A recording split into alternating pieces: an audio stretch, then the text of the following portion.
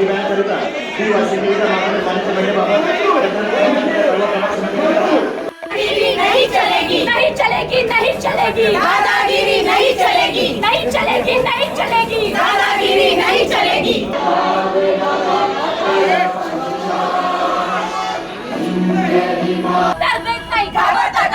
मनीष जोशी हाय हाय मनीष जोशी हाय हाय 3 वर्ष 10 महिन्याचा पाप धुवून टाकलं. एखाद्या ज्येष्ठ सदस्याला बोलायला देणं आणि बाकीच्याला न देणं अशा प्रकारे महापालिका मी पुढे भविष्यात चालू देणार नाही. वास्तविक पाहता हे सभागृह जे आहे ते सदस्यांना चर्चा करण्यासाठीच आहे. पण माननीय महापौरांनी विनंती केली की पहिलं सभागृह आहे, 4 वर्षानंतर हे सभागृह चालू होते आणि सर्वांचे सर्व प्रश्न या ठिकाणी सभागृहामध्ये घेतले जातील. प्रभागातल्या समस्या सोडवण्यासंदर्भाची भूमिका सुद्धा महापौरांनी या ठिकाणी सभागृहामध्ये मांडली. विविध समित्या स्थापन झाल्यानंतर प्रत्येक विषयाची चर्चा या सभागृहामध्ये होईल अशा प्रकारचं पीठासीन अधिकारी म्हणून महापौरांनी एकदा रुलिंग दिल्यानंतर त्यापुढं निश्चित प्रकारे सभागृह हे अजेंडाप्रमाणे चालणं गरजेचं होतं. बाकी सभागृहामध्ये कोणाचीही गळचेपी केली जाणार नाही. प्रत्येक लोकशाही पद्धतीनं सभागृहामध्ये प्रत्येक सदस्यांना आपलं मत मांडण्याचा निश्चितच अधिकार आहे आणि त्या अधिकार निश्चितच महापौर महोदया हिरावून घेणार नाहीत. सर, सभागृह नेते आहात, येत्या काळामध्ये ज्या काही महासभा होतील त्यावेळेस सदस्यांना न्याय मिळेल या दृष्टिकोनातून आपलं काय? येत्या काळामध्ये माननीय महापौर महोदया यांच्या अध्यक्षतेखाली, उपमहापौर महोदय यांच्या अध्यक्षतेखाली सर्व गटनेत्यांची बैठक घेऊन त्या ठिकाणी सर्व गटनेत्यांशी विचारविनिमय करून हे सभागृह चालवण्याची भूमिका आमची आहे आणि त्या पद्धतीनं आम्ही काम करू. भाजपच्या नगरसेवकांनी असं सांगितलेलं आहे की आम्ही याची तक्रार वरिष्ठांकडे करू, कारण आम्ही सत्तेमध्ये आहोत, मात्र सत्तेमध्ये असून देखील आम्हाला बोलायला दिलं जातं. नाही, मी म्हटलं ना आपल्याला, यापुढं माननीय महापौर, माननीय उपमहापौर, सर्व पक्षाचे गटनेते, सर्व पक्षाचे प्रमुख नेते यांच्याबरोबर महासभेच्या अगोदर एकत्रित बसून सभागृहामध्ये येणाऱ्या विषयासंबंधी चर्चा करून त्या संदर्भाचे निर्णय घेतले जातील आणि ही सभा ही अतिशय लोकशाही पद्धतीनं चालेल. उपमहापौरांचं असं म्हणणं आहे की जर गरज पडली तर शिवसेना जर असं दडपशाहीने सगळे अजेंडे पास करून घेणार असेल तर आम्ही समोरच्या बाकावर बसून त्यांचे सगळे विरोधी बाकावर बसून. मी आपल्याला काय म्हटलं, माननीय महापौरांनी एकदा सभागृहामध्ये एक रुलिंग दिलं. सभागृह आणि माननीय महापौर महिला महापौर आहेत आणि त्यांनी रुलिंग दिलं आणि त्यांनी कुठल्याही रुलिंगमध्ये असं म्हटलं नाही की सदस्यांना आम्ही चर्चा करायला संधी देणार नाही. त्यांचं मत एवढंच होतं की ही सर्व चर्चा आपण ह्या समित्या स्थापन झाली की आपण सर्व चर्चा करणार आहोत, एवढंच आहे. आणि शेवटी माननीय महापौरांचा एक पीठासीन अधिकारी म्हणून, सभागृहाच्या नेत्या म्हणून त्यांचा आपल्याला मान राखणं अतिशय गरजेचं असतं. सभागृहाची शिस्त कुठेतरी लागली पाहिजे, निश्चित लागेल. या सभागृहाची शिस्त निश्चित लागेल. माननीय उपमुख्यमंत्री देवेंद्रजी फडणवीस साहेब, उपमुख्यमंत्री एकनाथजी शिंदे साहेब यांनी ठाणे महापालिकेमध्ये एकत्रित येऊन ही निवडणूक लढलेली आहे आणि एकत्रितपणे 100पेक्षा जास्त नगरसेवक या ठिकाणी निवडून आलेत. तसा आम्ही ठरावसुद्धा मुख्यमंत्री आणि उपमुख्यमंत्र्यांचा केलेला आहे. त्यामुळं एकत्रित बसू, एकत्रित चर्चा करू आणि एकत्रित निर्णय घेऊ. यामध्ये कुठल्याही प्रकारची अडचण येईल असं मला वाटत नाही. नक्कीच एकदा तुम्ही बघितलं असेल हा जो गोंधळ झालेला आहे सभागृहामध्ये, नागरिक जवळजवळ प्रशासकीय कारभार 3-3.5 वर्ष चालू होतं. सगळ्यांचे प्रश्न आहेत, नागरिकांचे प्रश्न आहेत, तर नागरिकांचे प्रश्न घेतलेलेच नाहीये तिथे सभागृहामध्ये. काय यांना काय कसली भीती वाटते, कसली अडचण आहे? नागरिकांचे प्रश्न सर्वप्रथम जेव्हा तुम्ही ठाण्याच्या विकासाच्या वार्ता करतात, आपले लाडके उपमुख्यमंत्री एवढे ठाण्याचा विकास चालू आहे, मग ह्या सगळ्या गोष्टी सभागृहामध्ये ठाणे महानगरपालिकेमध्ये काय येत नाहीये?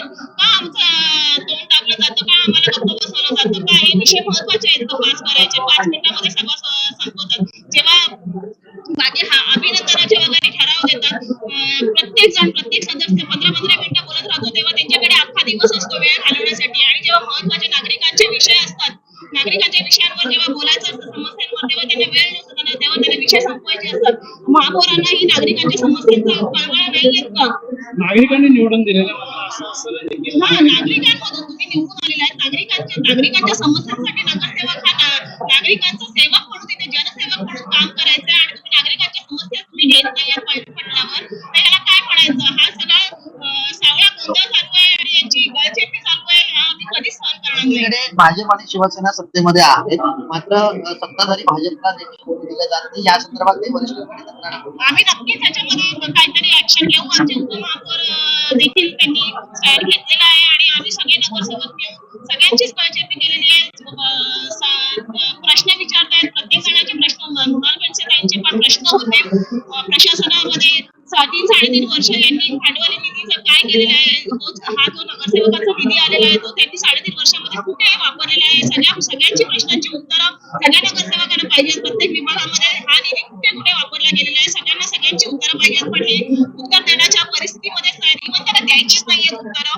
त्याच्यामुळे आम्ही नक्कीच याच्यामध्ये महापौर आणि आयुक्तांच्या थेट समोर जावं लागलं, सांगावं लागलं. इतक्या वेळ विनवणी करूनही महापौरांनी त्यांचा चेंज केलेला नाहीये, डायरेक्ट दिलेला आहे का त्यांनी विषय संपवलेले आहेत आणि कोणालाच बोलून दिलेलं नाहीये. मला वाटतं नक्कीच ही गळचेपी आहे सगळ्यांची. महापौरांकडनं अपेक्षा होती तुमची अनेक वेळा युतीमध्ये असे महापौरांकडून जी अपेक्षा होती ती अपेक्षा पूर्ण होईल काय? आता बघू, या ह्याच्यामध्ये तर कोणालाच बोलून दिलेलं नाहीये. आता आमचे पक्षश्रेष्ठी काय निर्णय घेतात, काय हे करतात त्याच्यावरून कळेल. महासभा पुढची महासभा कधी असेल? आम्ही आमचं काम आम्ही सुरुवातीपासून मांडतच आलेलो आहे. आता बघू आम्ही आंदोलन पुढची महासभा काय असणार? कुठे आता ते म्हणतायत घेतील म्हणून बघू आता. तेव्हा पण कुठं जाईल का? नक्की आम्ही आमच्या समस्या आम्ही नागरिकांसाठी निवडून आलेलो आणि आम्ही त्यांचा नागरिकांचे प्रश्न नक्कीच मांडू. खाली वेगळे विषय घ्यायला देणं आणि एका सदस्याला बोलायला देणं आणि बाकीच्या सदस्यांनी जी लक्षवेधी मांडलेली आहे, कोणी प्रश्न उत्तरे मांडलेले आहेत त्यांना न बोलून देणं आणि डायरेक्ट विषय पत्रिका वाचून दाखवून मंजूर करणे, ह्याला आमचा जाहीर विरोध आहे. भविष्यात भारतीय जनता पार्टी म्हणून पारदर्शक कारभार हे आमचं घोषवाक्य आहे, त्या हिशोबाने चालणार आणि हे जे ठराव केलेले आहेत ह्या ठरावाला आमचा भारतीय जनता पार्टी म्हणून विरोध असणार आणि सन्माननीय मुख्यमंत्री देवेंद्र फडणवीस साहेबांकडे पाठपुरावा करून ह्याचा निषेध आम्ही नोंदवणार आहोत. नाही चलेगी नाही चलेगी राष्ट्रगीताचा अपमान केला, राष्ट्रगीताचा पण अपमान केला त्यांनी, राष्ट्रगीताचाही अपमान केला गेला इथं. पाटील साहेब, उपमहापौर पदावर तुम्ही तिथे बसलेला आहात, खुर्चीवर बसलेला होता, सगळी परिस्थिती तुम्ही पाहिलीत, आवाज दाबण्याचा प्रयत्न कुणी केलाय? नक्कीच पहिली महासभा असल्यामुळे मी हा विषय समजून घेत होतो, पण कोणी जरी डायसवर जरी असलो मी आणि जरी कोणी आवाज दाबायचा प्रयत्न करत असतील एक भारतीय जनता पार्टी किंवा उपमहापौर म्हणून, वेळ प्रसंगी मी रस्ते खाली उतरून डायस सोडून खाली येऊन माझे विषय मांडणार आणि पक्षाचं पण नेतृत्व आणि लोकांना जे हवं असलेलं तेच कामकाज करणार. पण हे जे पद्धत आहे आता, अशा प्रकारचे ठराव भविष्यात कधीही पास होणार नाहीत आणि आता झालेले आहेत त्यांना आमचा 100% विरोध राहील आणि त्याच्याविषयी आम्ही नगर विकास खाता असेल तिकडे किंवा सन्माननीय मुख्यमंत्र्यांकडे आम्ही दाद मागणार आहोत.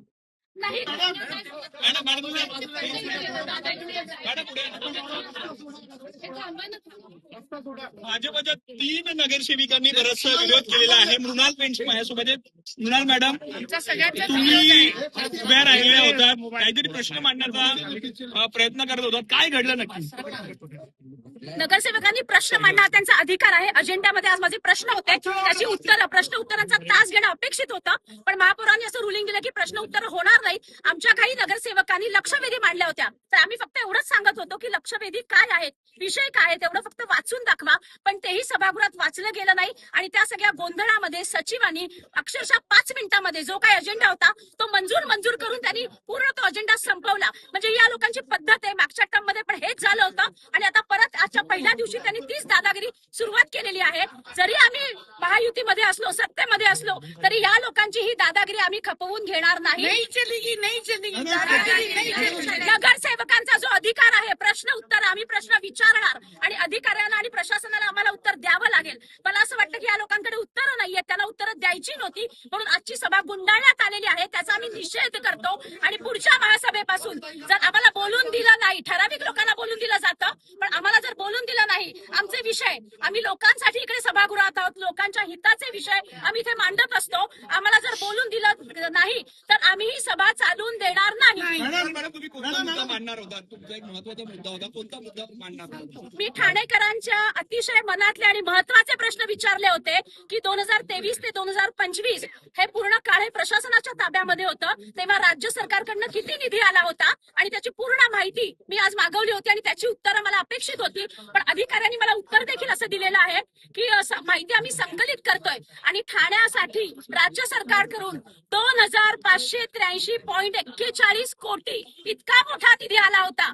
पण त्यातनं काय विकास कामं केली गेली हा प्रश्न माझा होता आणि ते प्रश्नांची उत्तरं या लोकांकडे नाहीयेत. म्हणूनच आजची सभा गुंडाळण्यात आली, त्याचा निषेध आहे आणि ही दादागिरी आम्ही खपवून घेणार नाही.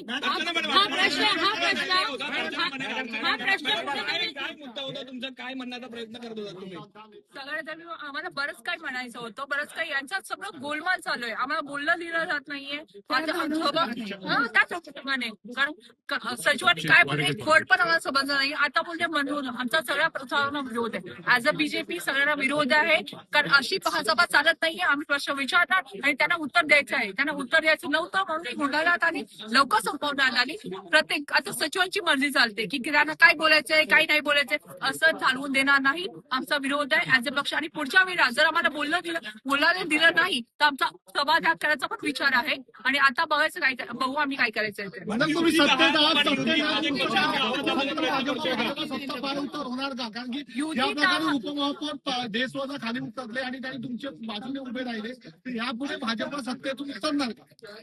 तेच मी सांगते, युतीत आहे ती वेगळी गोष्ट आहे, पण हे असं कारभार की उपमहापौर खाली उतरतात तरी विरोध करतात तरी सचिव थांबत नाही बोलायचं म्हणजे एक सिव्हिअर आहे. तुम्ही तिथे होते सगळे, तुम्ही बघितलेत आणि राष्ट्रगीत सुरू करण्यात आलं लगेच.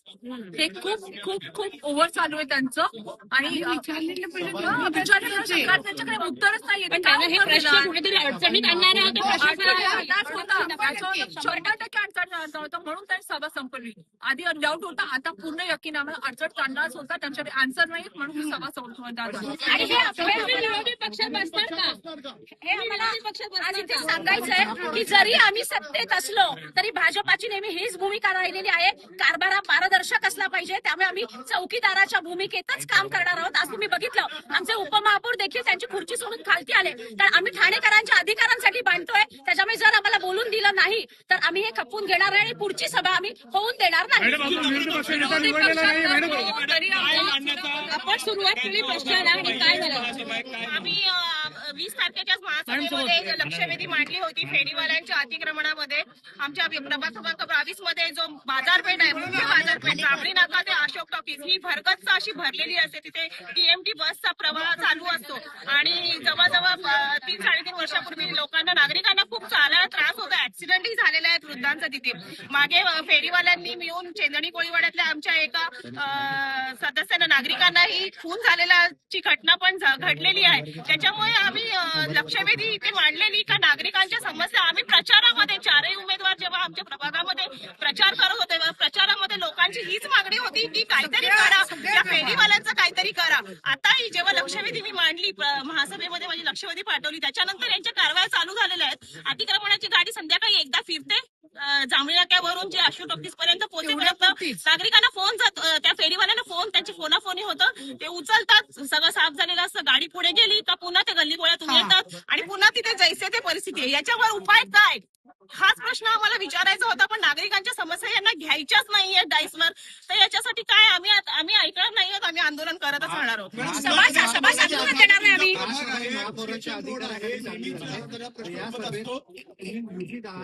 आणि या सभेत महापौरांच्या अधिकाऱ्यांनी सभा चालू असतानाही त्याच्यात तुमचे प्रश्न घेतले नाही, याचा अर्थ तुमच्या शिवसेनेत जी सत्ता युतीमध्ये आहात तुम्ही पाय उत्तर होणार का? आणि तुमच्या सत्ताधाऱ्यांना युतीतला निर्णय हे आमचे वरिष्ठच करतील, ते ज्या सांगतील त्या आदेशाप्रमाणेच आम्ही काम करतो. पण जसं मी म्हटलं की आम्ही युतीत जरी असलो तरी भारतीय जनता पार्टी हे नेहमीच पारदर्शक कारभारासाठी आग्रही राहिलेली आहे. आमची भूमिका चौकीदाराचीच असणार आणि जर या पद्धतीने आम्हाला वागवलं गेलं किंवा आमच्या प्रश्नांना उत्तरं दिली नाहीत तर आम्ही ठाणेकर जनतेसाठी भांडतोय, ठाणेकर नातेवाईकांचे प्रश्न आम्ही विचारतोय, पण मला असं वाटतं या लोकांकडे याची उत्तरं नाहीयेत, त्यांना उत्तरं द्यायची नाहीयेत. म्हणून आजची सभा 10 मिनिटांमध्ये गुंडाळण्यात आलेली आहे. त्याचा परत एकदा आम्ही निषेध करतो आणि पुढच्या महासभेमध्ये जर बोलून दिलं नाही, आमचे प्रश्न घेतले नाहीत, तर ती सभा आम्ही होऊनच देणार नाही, हे नक्की.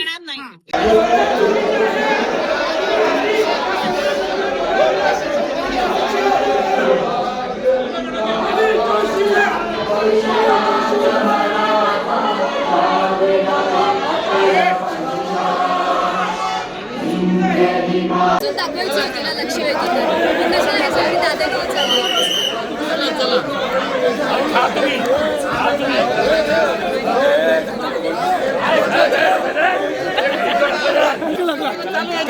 पहिल्याच सभेला पहिल्याच महासभेला कलंक लागला, पाप धुवून टाकलं.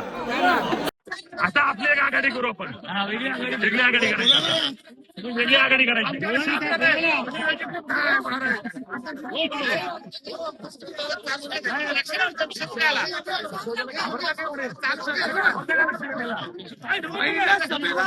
पहिल्याच सभेला कलंक लागला, नगरपालिकेला कलंक, पहिल्याच महासभेला कलंक लागला.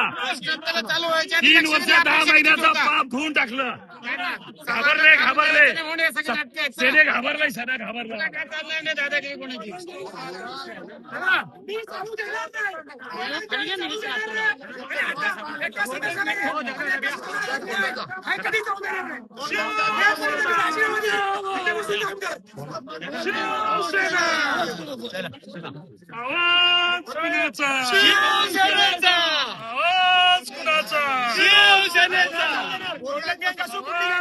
चालू देणारच नाही. ही पद्धत फार चुकीची आहे. एखाद्या ज्येष्ठ सदस्याला बोलायला देणं आणि बाकीच्याला न देणं, अशा प्रकारे महापालिका मी पुढे भविष्यात चालू देणार नाही. वेळ पडली तर डायस सोडून खालीवर बसून मी कामकाज करणार आणि यांचे सगळे वाबाडे आणि गेल्या 3 वर्ष 10 महिन्यामध्ये जे काय केलेले कारनामे हे सगळे बाहेर काढणार. गोल्डन कार्ड होता पूर्ण 3 वर्षामध्ये जेवढे भ्रष्टाचार केलेले आहेत, हा संपूर्ण दडवण्याचा प्लॅनिंग होता.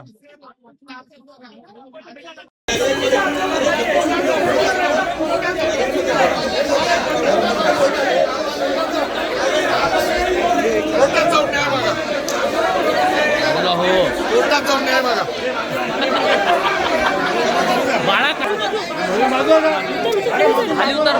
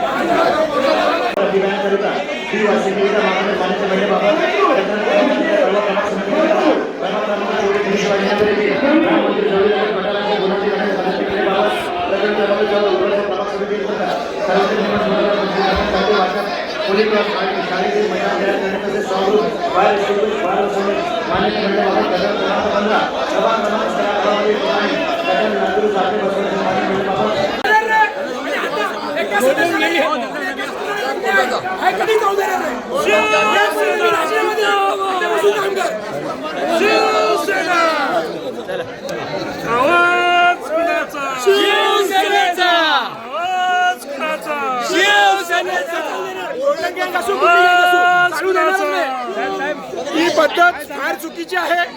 एखाद्या ज्येष्ठ सदस्याला बोलायला देणं आणि बाकीच्याला न देणं, अशा प्रकारे महापालिका मी पुढे भविष्यात चालू देणार नाही. वेळ पडली तर डायस सोडून खालीवर बसून मी कामकाज करणार आणि यांचे सगळे वाबाडे आणि गेल्या 3 वर्ष 10 महिन्यामध्ये जे काय केलेले कारनामे हे सगळे बाहेर काढणार. नहीं चलेगी, नहीं चलेगी, नहीं चलेगी, दादागिरी नहीं चलेगी, नहीं चलेगी, नहीं चलेगी, दादागिरी नहीं चलेगी. मनीष जोशी हाय हाय हाय हाय हाय हाय, मनीष जोशी हाय हाय हाय हाय हाय हाय, मनीष जोशी हाय हाय हाय हाय हाय हाय.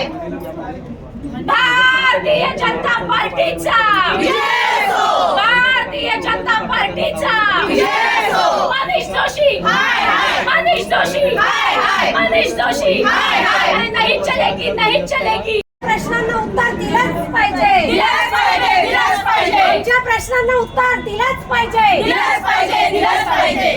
नागरिकांना न्याय मिळालाच पाहिजे, मिळालाच पाहिजे, मिळालाच पाहिजे. नागरिकांच्या समस्या सोडवल्याच पाहिजे, सोडवल्याच पाहिजे.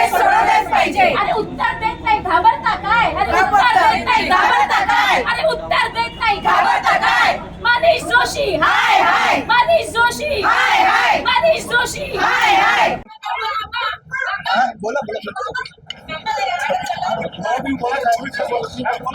सराशी बोलू ही पहिलीच महासभा होती, तहकूब सभा होती. आज या सभेमध्ये विषय अंतर सोडून विषय घेतला गेलेला आहे. ज्येष्ठ सदस्याच्या नावाखाली वेगळे विषय घ्यायला देणं आणि एका सदस्याला बोलायला देणं आणि बाकीच्या सदस्यांनी जी लक्षवेधी मांडलेली आहे, कोणी प्रश्न उत्तरे मांडलेले आहेत त्यांना न बोलून देणं आणि डायरेक्ट विषय पत्रिका वाचून दाखवून मंजूर करणे, ह्याला आमचा जाहीर विरोध आहे. भविष्यात भारतीय जनता पार्टी म्हणून पारदर्शक कारभार हे आमचं घोषवाक्य आहे, त्या हिशोबाने चालणार. आणि हे जे ठराव केलेले आहेत ह्या ठरावाला आमचा भारतीय जनता पार्टी म्हणून विरोध असणार आणि सन्माननीय मुख्यमंत्री देवेंद्र फडणवीस साहेबांकडे पाठपुरावा करून ह्याचा निषेध आम्ही नोंदवणार आहोत. नाही चलेगी, नाही चलेगी. उपमहापौर जे आहे